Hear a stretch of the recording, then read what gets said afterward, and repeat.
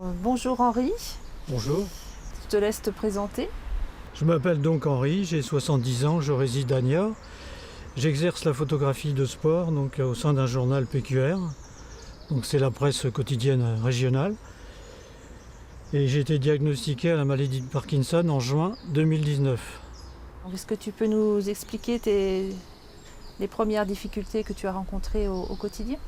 Alors mes premières difficultés que j'ai rencontrées, ça a été donc dans une grande surface où je faisais évidemment mes courses. Et je me suis retrouvé dans l'allée, sans bouger, prosterné, donc avec mon chariot dans les mains, et donc sans réaction. Ensuite, ça m'est arrivé donc au Floralie de Nantes, donc à l'intérieur des dômes, où il y a déjà quand même beaucoup de monde. Ça m'a stressé, j'avais envie de taper, de bousculer les gens, donc je suis sorti. Et à l'extérieur, je n'ai pas eu ce problème-là. Mais ça m'est pas arrivé depuis que je suis traité. Comment et par qui la maladie a été diagnostiquée? Alors la maladie a été diagnostiquée d'abord par mon médecin traitant, qui ne me l'a pas trop dit, enfin peu dit. Ensuite j'ai été voir, il m'a envoyé vers un neurologue, qui m'a envoyé passer un IRM. Et là ça a été, le diagnostic est tombé. Donc plus personne à bord. Donc voilà, il a fallu gérer après les inconvénients de la réaction de la maladie. D'autant plus j'avais à gérer un divorce, une séparation, disons dans un premier temps, donc qui me rendait les choses difficiles. Je peux pas l'expliquer, il n'y a pas de mots. Bon, j'ai pas vécu de choses graves, mais c'est la chose la plus grave qui m'est arrivée. Non, il n'y a pas de mots. Donc j'ai été diagnostiqué il y a 2 ans, donc j'étais 6 mois en attente, puisque mon neurologue préférait ne pas me donner un traitement tout de suite. Et de façon, il m'a dit que plus on prenait ce médicament tard, mieux ça valait. Mais j'étais 6 mois, enfin surtout les 3 derniers mois, sans traitement. J'étais incapable de réfléchir sur moi, c'est-à-dire de penser à des choses, de revenir sur des éléments passés. J'ai comme à la limite une absence de vie de 3 mois. Et dès lors j'étais traité, ça a changé du jour au lendemain. Mais quand je dis du jour au lendemain, c'est vraiment du jour au lendemain. Je me suis senti revivre. Et là, le cerveau a recommencé à fonctionner, tranquillement. Quel impact la maladie a eu sur ta vie sociale ou professionnelle? Mon entourage n'a pas reconnu ma maladie. Il pensait que je profitais pour cacher, pour me sauvegarder, pour me faire plaindre. Comment tu as réagi après l'annonce de la maladie? La culpabilité, la tristesse, la solitude devant la maladie, c'est le feuilleton d'une vie et la responsabilité, comme un sentiment de honte que j'avais. En apparence, comme je vous le disais, je n'avais pas de symptômes extérieurs. La vie était difficile, la vie de couple, la vie professionnelle, supporter le regard des autres. Les remarques et les questions, j'avais l'impression de porter un masque avec un grand P dessus, donc évidemment on est un petit peu à l'habitude du masque en ce moment. Il m'a fallu du temps pour jauger ces réflexions et pour enfin dire à mon environnement familial, amical ou professionnel, mon épreuve. Pour moi, ma vie avait plus aucun sens, aucun projet, amical et amoureux. Il m'est même arrivé d'avoir des pensées irréversibles. Comment tu t'es adapté à la maladie? Avec la maladie de Parkinson, on est obligé de réfléchir aux gestes. Donc il m'a fallu réfléchir aux mouvements, même habituels et succincts, de tous les jours. Donc se laver, s'habiller, se déshabiller, se raser, se laver les dents, c'était compliqué. Bien qu'avec une brosse électrique, ça arrange bien les choses. Parce que sinon, avec la brosse à dents, c'est pareil, on a un mouvement qui commence et qui ne s'arrête pas. Lors du déjeuner, du petit déjeuner, si vous mangez des céréales, quand vous commencez à verser les céréales dans votre bol, vous avez tendance à continuer à bouger, donc il faut arrêter la main. Sinon, autrement, vous avez des céréales partout. L'adaptation physique fut compliquée, et elle l'est toujours. Les pertes de poids, donc la reprise quasi immédiate, la déliquescence de l'appareil digestif, l'appétit furtif, la dyspepsie fonctionnelle, sommeil agité, les cauchemars.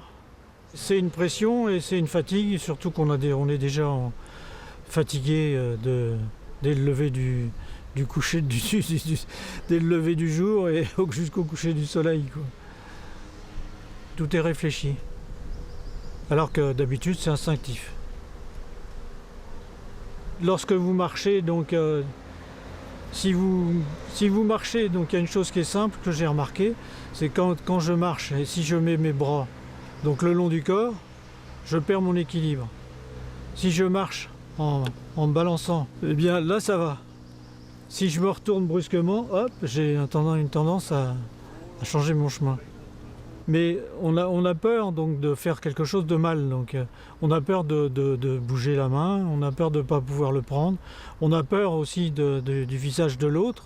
C'était une culpabilité de ma maladie. Donc il faut que je m'adapte à cette vie, il faut que je me réadapte à cette vie de tous les jours avec ma maladie, qui me gêne aussi quand même, des fois pour parler, pour enregistrer, pour trouver mes mots, pour réfléchir à ce que je vais dire. Donc tout est réfléchi. Après, il y a peut-être la lenteur qui se voit.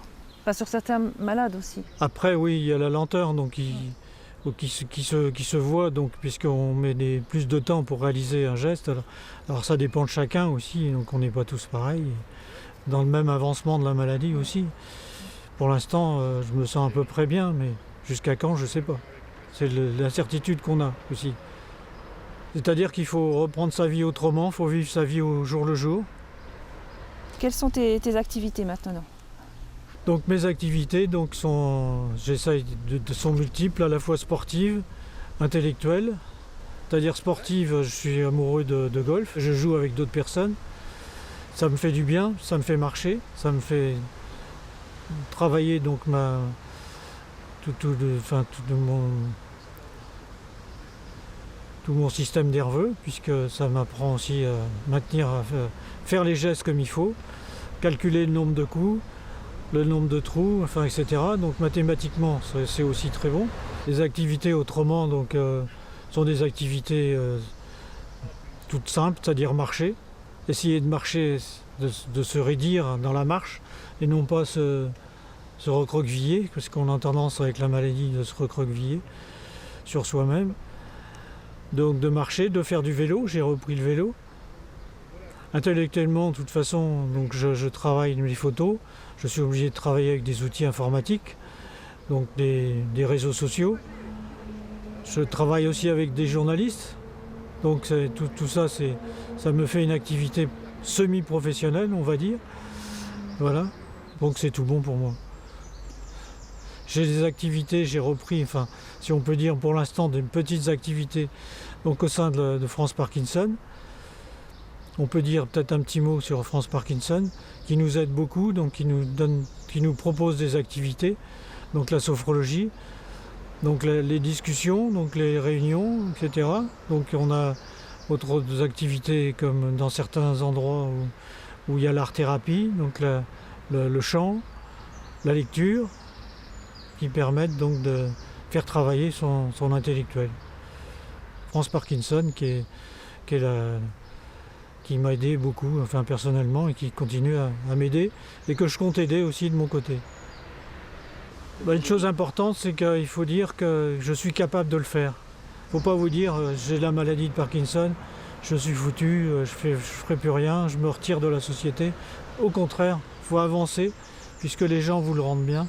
Donc il faut dire je suis capable de faire ça.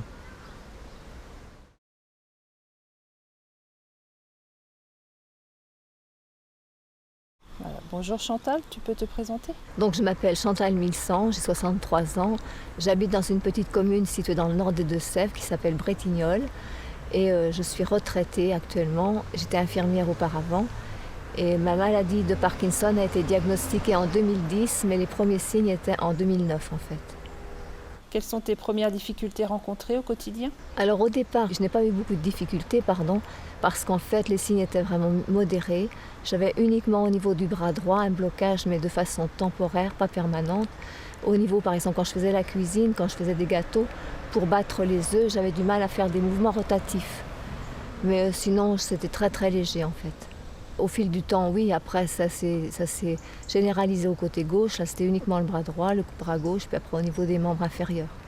Mais ça a été beaucoup plus tard.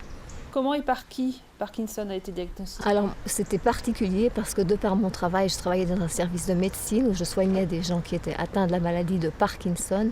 Donc, je suis allée voir mon chef de service qui était neurologue et je lui ai dit « je crois que j'ai la maladie de Parkinson ».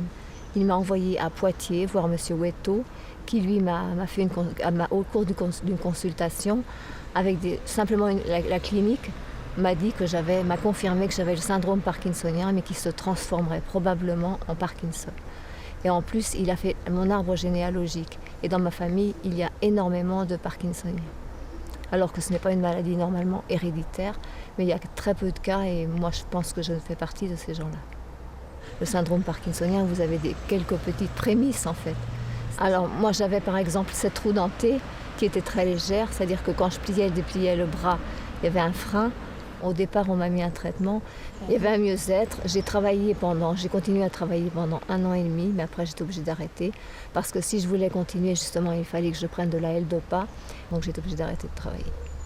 Comment as-tu réagi après l'annonce de la maladie? Alors, l'annonce de la maladie de Parkinson n'a pas été trop méchante pour moi, parce qu'en fait, j'avais déjà d'autres problèmes de santé. J'avais des œdèmes de la langue, en fait. C'était tellement stressant que j'étais omnibulée par la crainte de... on a peur d'étouffer. Donc le Parkinson est arrivé après. Et comme les signes de Parkinson étaient très très légers, d'abord M. Wetto à Poitiers m'a confirmé que c'était un syndrome parkinsonien, qui après est devenu un Parkinson. Les signes ont augmenté. Le traitement, qui était très léger au départ, est devenu de plus en plus lourd. Ces signes ont été plus importants, c'est-à-dire qu'après je bloquais même au niveau de la marche, quoi. Par moments je ne pouvais plus marcher. Plus ça allait, plus les périodes off étaient importantes, c'est-à-dire mes blocages. Et plus j'avais besoin de traitement. Par exemple, moi je sais qu'en période on, j'étais quasiment comme quelqu'un qui n'a pas la maladie de Parkinson. Je faisais pratiquement tout ce que je voulais.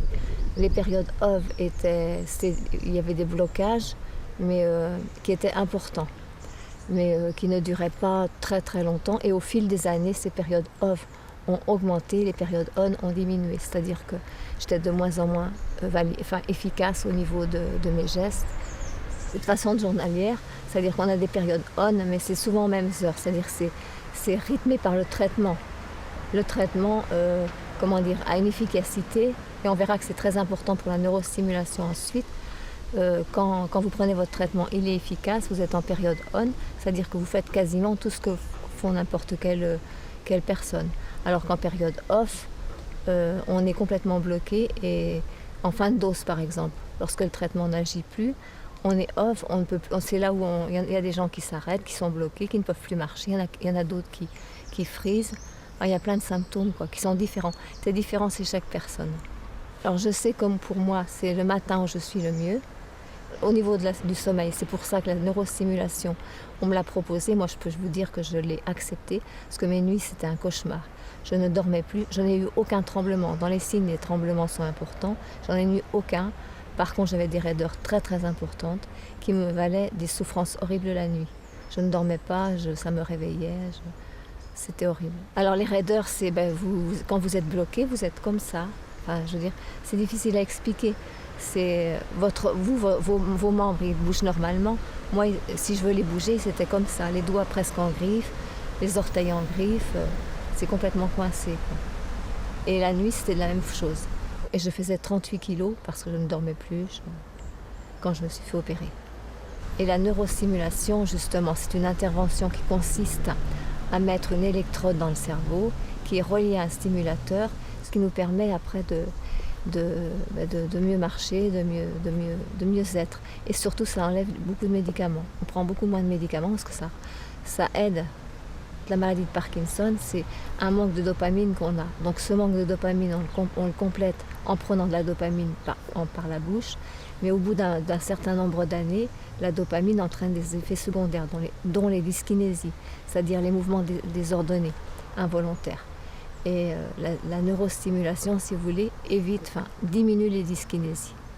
Et en diminuant les médicaments. Donc c'est merveilleux.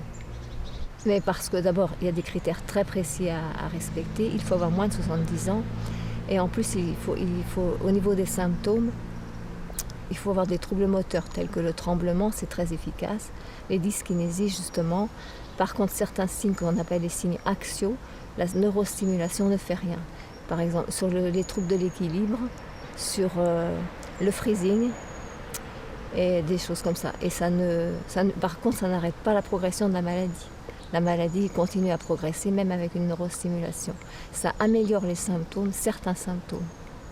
Pour moi, mes nuits ont changé du tout au tout. La première année, c'était le paradis. Cette neurostimulation, je l'ai eue en 2018. Donc ça faisait à peine une dizaine d'années que j'étais malade. Et on est très bien préparé, on a des tests avant, parce qu'en fait, pour que cette neurostimulation soit positive, il faut que l'on réponde bien en traitement à la L-Dopa. Et quand on répond bien à la L-Dopa, ça veut dire que la neurostimulation sera positive. Donc je faisais partie de ces gens-là. Quel impact la maladie a eu sur ta vie sociale ou professionnelle? Pour moi, ça a été quand même important, parce que j'ai arrêté de travailler. Et pour moi, mon travail était il tenait une place énorme dans ma vie. C'était un travail relationnel, où j'avais des relations avec les patients, avec mes collègues. Ça a été très difficile, donc j'ai fait un travail sur moi-même. J'ai vu un psychologue. Par contre, ça a été quand même amoindri, adouci, parce que je suis très très entourée. Et ça, pour moi, c'est primordial dans la maladie de Parkinson. C'est ce qui m'a sauvée. Mes collègues et amis ont continué à venir me voir. Au jour d'aujourd'hui, elles viennent toujours me voir. Et il ne faut surtout pas sombrer dans l'isolement, c'est la pire des choses. Moi, je sais que je me sens tellement soutenue par les miens, par mon mari, par les miens aussi, par toute ma famille. Je me dis, mais je n'ai pas le droit de baisser les bras. Enfin, je n'ai pas le droit. C'est pas que je n'ai pas le droit, c'est mal s'exprimer. Je me dis, mais pour eux, il faut que j'avance, quoi. Et ce qu'il faut faire, c'est s'entourer de gens positifs et être dans le positif. Et ça fait pas la moitié de la guérison, mais presque. Enfin, pour moi. Parce que le stress augmente les symptômes du Parkinson.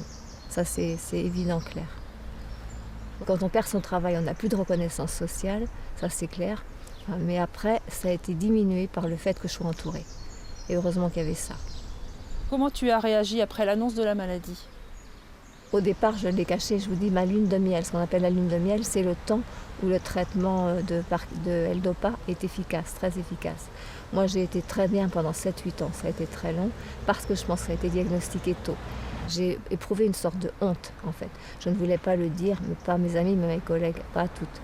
La principale hantise que j'ai, c'est de donner de la peine, d'être dépendante des autres, de ceux que j'aime. D'autant plus avec mon travail où j'ai vu comment ça se passait. Et ça, mon travail d'infirmière me dessert aussi quelquefois parce que je transpose. Et c'est surtout mon problème actuel parce que jusqu'à maintenant, je n'étais pas trop mal, mais depuis 6 mois, là, j'ai perdu ma maman. J'ai eu le Covid, il y a eu pas mal de stress et je pense qu'il y a ça aussi qui a eu un impact. Et mon Parkinson a flambé. Et j'ai honte du regard des autres, entre autres. Il y a quelques années, jamais on aurait... Au bout de 13 ans, on était grabataire, maintenant on n'y est plus. Il y a quand même une super évolution. On améliore les symptômes, mais c'est une maladie qu'on n'arrive pas encore à guérir. Mais il y a quand même de gros progrès qui ont été faits. Lorsqu'on n'est pas stressé, lorsqu'on est bien, moi je sais que la nature, ça me ressource énormément. Je suis partie en vacances en montagne il n'y a pas longtemps. J'ai fait des choses que jamais j'aurais pensé faire. J'ai fait 4-5 km sans problème, avec un tout petit dénivelé, mais je l'ai fait quand même. Quelles sont tes activités maintenant? Je vais à la gym toutes les semaines, je vais chez le kiné, et à chaque fois que je sors de chez le kiné, je suis beaucoup mieux. Je vais chez l'orthophoniste parce que ça, malheureusement, j'en ai pas parlé, mais c'est une chose qui me peine énormément, c'est que j'ai beaucoup de mal à parler, mais c'est par moments, c'est pas de façon permanente. C'est pas que les mots ne me viennent pas, c'est que je n'arrive pas à articuler. Ça, c'est très très pénible parce que ne plus communiquer, pour moi qui suis bavarde entre autres, c'est énorme. Puis même, c'est la base des échanges. Et sinon, là, je me suis inscrite à France Parkinson. Je suis adhérente depuis cette année. Et pour moi, c'est que du bonheur dans la mesure où j'ai rencontré des gens. On peut échanger, on peut parler de sa maladie. On parle de sa maladie avec des personnes qui éprouvent la même chose que soi. Et on ne se sent pas ridicule, en fait.